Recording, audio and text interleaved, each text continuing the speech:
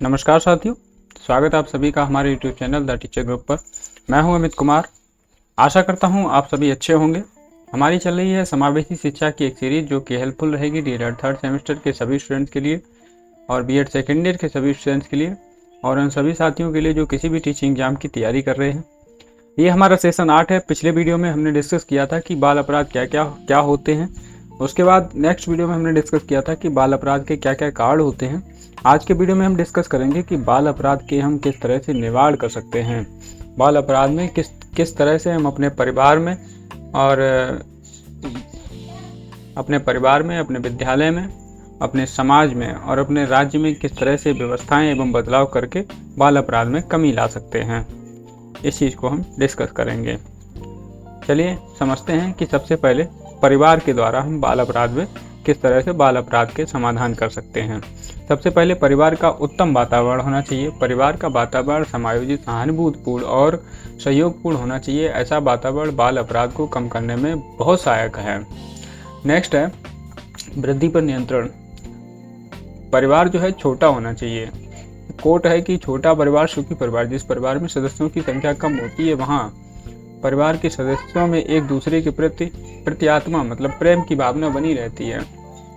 Next है बालकों को निर्देशन। माता पिता को चाहिए कि वे अपने बालकों को उचित मार्गदर्शन करें।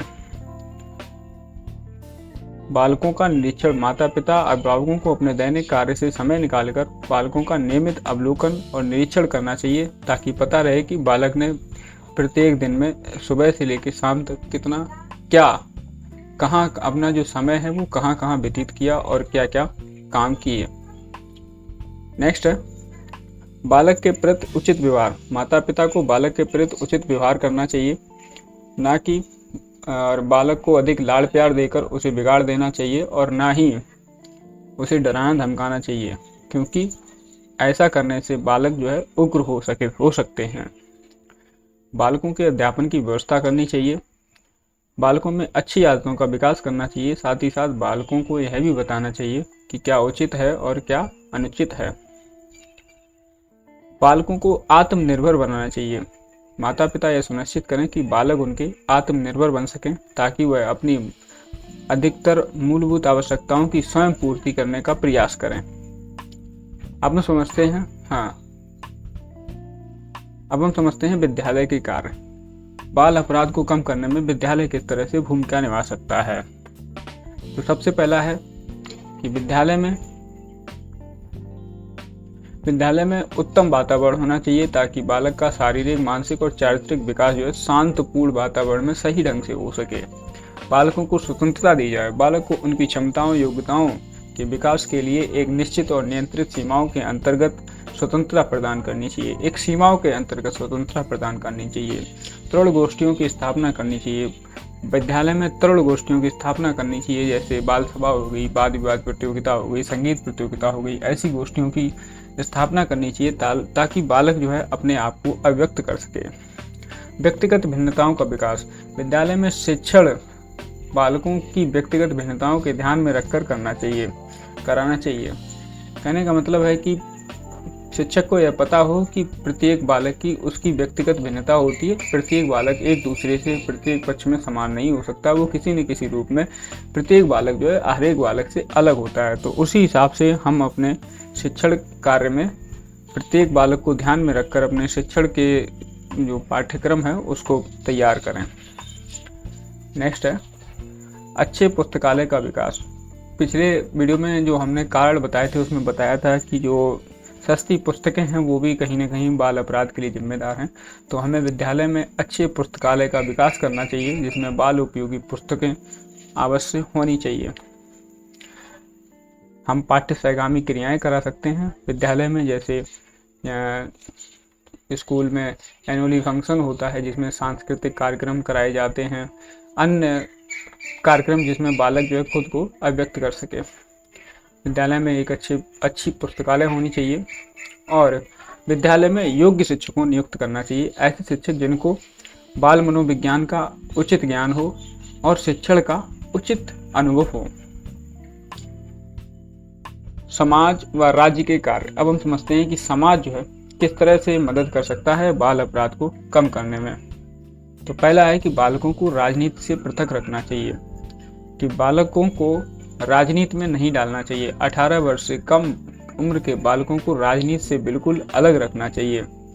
मनोरंजन की व्यवस्था, बालकों के मनोरंजन के लिए उचित व्यवस्था करनी चाहिए, जैसे खेल का मैदान, खेलने के सामान और खेलने के लिए समय भी दिया जाना चाहिए। निर्धन बालकों को आर्थिक सहायता, सरकार जो है निर्धन बालकों को आर्थिक सहायता प्रदान कर सकती है, जैसे शिक्षा के लिए स्कॉलरशिप हो या अन्य किसी माध्यम से बालकों को आर्थिक सहायता दी जानी चाहिए जो निर्धन परिवार से हैं। चलचित्र पर नियंत्रण, सरकार वीडियो और टीवी पर आने वाले प्रसारण पर नियंत्रण लगा सकती है। ऐसे प्रसारण पर नियंत्रण लगाए जो बाल अपराध को बढ़ावा देते हैं। गंदी बस्तियों का उत्थान करना चाहिए, सरकार और समाज को मिलकर गंदी बस्तियों का उत्थान करना चाहिए। ऐसी गंदी बस्तियां, ऐसी बस्तियां जहां पर सड़कें, पानी और शुद्ध वायु की उचित, शांत वातावरण एवं शुद्ध वातावरण की उचित व्यवस्था नहीं है, वहाँ पर सरकार जो है सड़कें, गली, सड़क, पानी आदि की उचित व्यवस्था करे और बस्तियों का उत्थान करे। अब हम समझते हैं कि बाल अपराध का उपचार, बाल अपराध का हम उपचार कैसे कर सकते हैं। बाल अपराध का उपचार जो है मुख्यतः 2 प्रकार से कर सकते हैं। पहला है मनोवैज्ञानिक तरीके से और दूसरा वैधानिक तरीके से। मनोवैज्ञानिक तरीके से हम 3 विधि अपनाते हैं, जिसमें है मनोविश्लेषण विधि।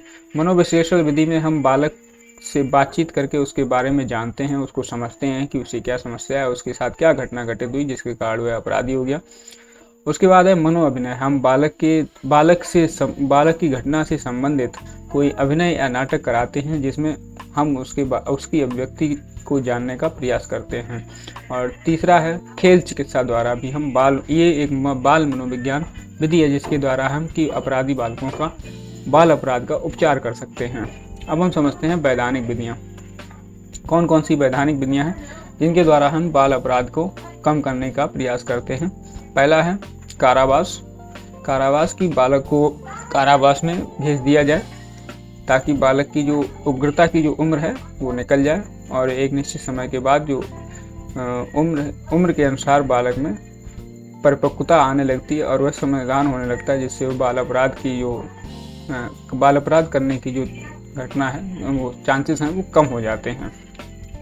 नेक्स्ट है किशोर न्यायालय। किशोरों के लिए अलग से न्यायालय की व्यवस्था करनी चाहिए। और अंतिम नेक्स्ट है प्रशिक्षण। प्रशिक्षण का मतलब है, प्रशिक्षण वह युक्ति है जिसमें बाल अपराधी को न्याय मिलने के बाद जेल में न भेजकर कुछ शर्तों पर समाज में रहने दिया जाता है, जिसे इस काल में सुधार अधिकारी इनका निरीक्षण करते हैं। प्रशिक्षण में क्या होता है कि जैसे किसी बालक को सज़ा सुनाई गई, सज़ा मिलने के बाद बालक को जेल में नहीं भेजा जाता, उसको कुछ शर्तें रख दी जाती हैं कि आप हर हफ्ते थाने में आकर रिपोर्ट करेंगे, आप एक निश्चित एरिया में रहेंगे, इसके बाहर नहीं जा सकते, अगर आप कहीं जाते हैं तो बता कर जाएंगे। ऐसी शर्तें रखकर उसे समाज में रहने दिया जाता है। नेक्स्ट है किशोर बंदी गृह। यह एक तरह के बंदी गृह होते हैं जहाँ पर औद्योगिक प्रशिक्षण दिया जाता है, जिसे पूरा करने के बाद बालक को अन्य विद्यालय में शिक्षा प्राप्त करने के लिए भेज दिया जाता है। किशोर सुधार गृह।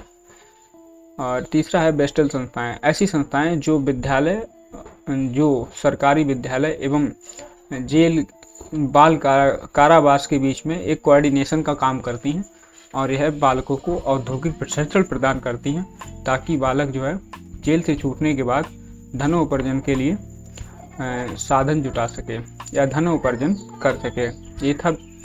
ये था हमारा वीडियो बाल अपराध के उपचार पर। नेक्स्ट वीडियो होगा हमारा व्यक्तिगत भिन्नता पर, जिसका नोटिफिकेशन पाने के लिए चैनल को सब्सक्राइब करें। यदि वीडियो पसंद आया हो तो दोस्तों के साथ शेयर करें, साथ ही साथ लाइक भी करें। Thanks for watching.